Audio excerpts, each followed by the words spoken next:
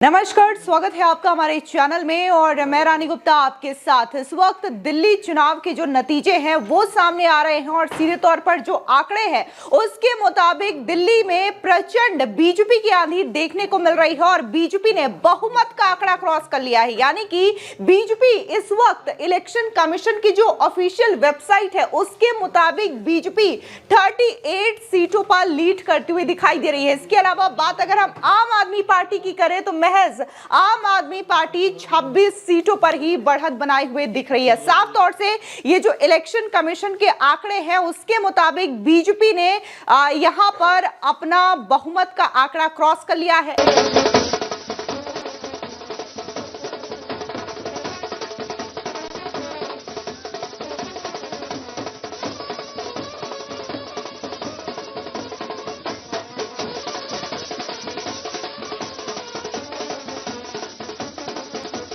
इसके अलावा अगर आप देखेंगे तो ये है दिल्ली का मैप और दिल्ली का मैप इस वक्त पूरी तरीके से भगवा में नजर आ रहा है। यानी कि पूरा ये जो बड़ी बड़ी सीटें हैं वहां पर बीजेपी जाहिर तौर पर आगे दिखाई दे रही है। पूरी तरीके से यहां पर बीजेपी बढ़त में है, बीजेपी की आंधी है, कहना गलत नहीं होगा। 27 सालों का जो लंबा इंतजार रहा बीजेपी का, अब वो ऐसा लग रहा है कि खत्म होने की कगार पर है। हालांकि जो ऑफिशियल डेटा है उसका क्लियरेंस 1-1.5 घंटे में हो जाएगा, लेकिन फिलहाल जो इलेक्शन कमीशन है उसके मुताबिक यहां पर बीजेपी अब तक 38 सीटें जो है बढ़त बनाती हुई दिखाई दे रही है। तो यहां पर 38 सीटें तो यहां पर दिखाई दे रही है, लेकिन हम बात करते हैं कि ऐसी कौन कौन सी सीटें हैं जहां पर बीजेपी इस वक्त लीड कर रही है। कौन कौन से बीजेपी के कैंडिडेट हैं जिन्होंने अपनी सीट पर आम आदमी पार्टी के कैंडिडेट को पछाड़ रखा है। देखिए यहां पर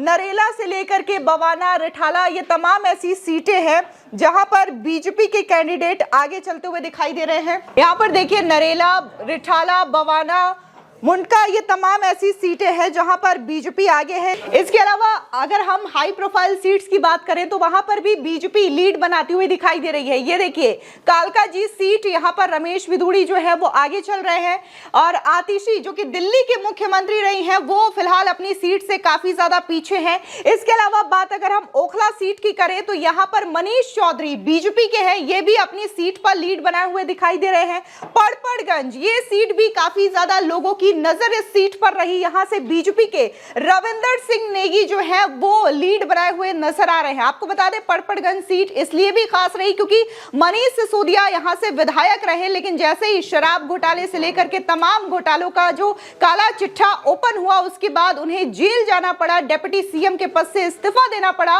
उसके बाद सभी की निगाहें थी क्या दिल्ली के 2025 में जब इलेक्शन होंगे तो मनीष सिसोदिया यहां से चुनाव लड़ेंगे या नहीं लड़ेंगे। लेकिन यहां पर अरविंद केजरीवाल ने मनीष सिसोदिया को चुनावी मैदान में नहीं उतारा बल्कि अवध ओझा को चुनावी मैदान में उतारा और मनीष सिसोदिया जंगपुरा चले जाते हैं। यानी कि यहां पर पहले ही भाप लिया गया था कि पड़पड़गंज सीट पर आम आदमी पार्टी को लेकर के, मनीष सिसोदिया को लेकर के जनता में भारी आक्रोश है और इसी वजह से यह सीट आम आदमी पार्टी को चेंज करनी पड़ी थी और यहां पर अवध ओझा को चुनावी मैदान में उतारना पड़ा था। लेकिन इसका कोई फायदा नहीं दिख रहा है, इसका फायदा साफ तौर से बीजेपी के फेवर में जाता हुआ दिखाई दे रहा है क्योंकि रवि नेगी यहां से आगे हैं। इसके अलावा बात अगर हम करावल नगर सीट की करें तो यह सीट भी काफी ज्यादा खास है, यहां से कपिल मिश्रा आगे चल रहे हैं, लीड बनाते हुए दिखाई दे रहे हैं। इसके अलावा मुस्तफाबाद जो सीट है यहां से मोहन सिंह बिष्ट, इनकी आपको याद दिला दें कि जो लिस्ट में नाम आई थी अकेला सीट था, अकेला इनका नाम आया था और इन्होंने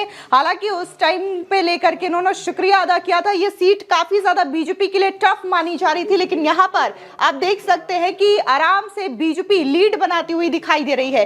इसके अलावा शादरा हो, गोंडा हो या फिर विश्वास नगर हो, लक्ष्मी नगर हो, ये तमाम ऐसी सीटें हैं जहां पर लोगों की नजर बनी हुई है और यहां पर बीजेपी के कैंडिडेट काफी अच्छा परफॉर्म कर रहे हैं और यहां से आम आदमी पार्टी को शिकस्त का सामना करना पड़ रहा है। तो हम वोटिंग शेयर की बात करें तो वोटिंग शेयर भी बीजेपी का इस बार दिल्ली चुनाव में बढ़ा है और ये इलेक्शन कमीशन की जो वेबसाइट है उसमें पूरा का पूरा यहां पर जो वोट शेयर है वो यहां पर है। आपको हम डिटेल में बताते हैं कि किस पार्टी को कितने ज्यादा वोटिंग शेयर यहाँ पे मिल रहे हैं। सबसे पहले बात अगर हम बीजेपी की करें तो बीजेपी आप देख सकते हैं कितनी ज्यादा वोटिंग शेयर के साथ है। यहाँ पर 47.84% बीजेपी का वोट शेयर है। इसके अलावा आम आदमी पार्टी की बात करें तो आम आदमी पार्टी का वोटिंग शेयर जो है 43.21% है। इसके अलावा अगर हम कांग्रेस की बात करें तो फिलहाल कांग्रेस इस लिस्ट में नजर नहीं आ रही है, क्योंकि उनका वोटिंग शेयर काफी ज्यादा घट रहा है।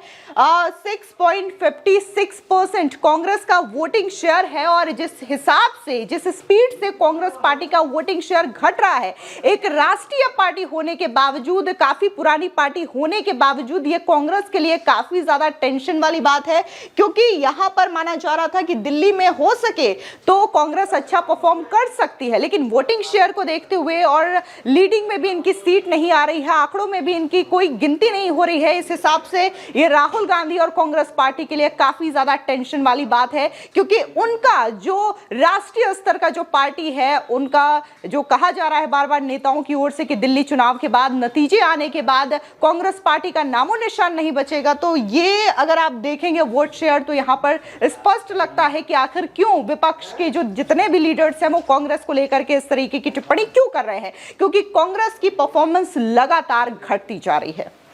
अब बात हम उन सीटों की करते हैं जो कि बीजेपी के लिए काफी ज्यादा टफ मानी जा रही थी। तो उस सीट में से एक नाम है आरके पुरम सीट की, और यहां पर माना नहीं जा रहा था कि बीजेपी यहां पर शानदार प्रदर्शन करेगी या फिर यह सीट भी निकाल पाएगी, लेकिन यहां पर आप देखेंगे तो 2575 वोटों के साथ यहां पर जो बीजेपी की कैंडिडेट है अनिल कुमार शर्मा, वो लीड कर रहे हैं, और यहां पर जो आम आदमी पार्टी की प्रत्याशी है प्रमिला टोकस, वो काफी ज्यादा पीछे है 2575 वोटों के साथ। तो आरके पुरम सीट जो है वो बीजेपी के खाते में जाती हुई दिखाई दे रही है। खैर, ये चुनाव आंकड़ों का जो अभी जो चुनाव आयोग के जो आंकड़े हैं उसके मुताबिक ये जो चीजें हैं वो है, लेकिन 1 से 1.5 घंटे में ये पूरी तरीके से तस्वीर दिल्ली चुनाव को लेकर के साफ हो जाएगी। जो आंकड़े हैं वो क्लियर हो जाएंगे, लेकिन फिलहाल बहुमत का आंकड़ा बीजेपी ने क्रॉस कर लिया है। आपको बता दें कि 70 जो दिल्ली की विधानसभा सीटें हैं उसमें 36 बहुमत का आंकड़ा होता है। अब हमने शुरुआत की थी तो 38 यहां पर सीटें थी,